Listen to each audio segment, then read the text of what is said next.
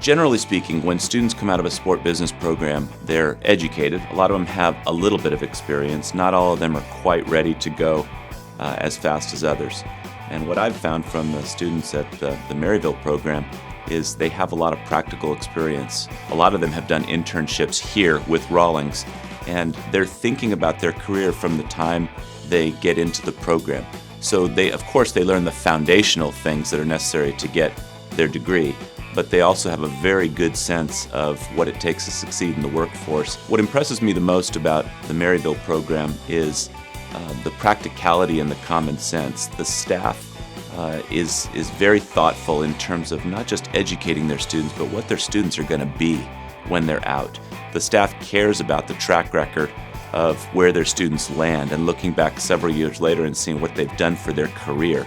And I like that because their work isn't done when they finish educating them. Their work is done when their students become successful in the sports world. I think the future of the partnership is very bright. I hope it continues for a long time. It has been a pleasure having the school literally in our backyard. We get a lot of research from the students. We get very practical insights. They're hitting the ground running. They're actually doing work while they're getting educated.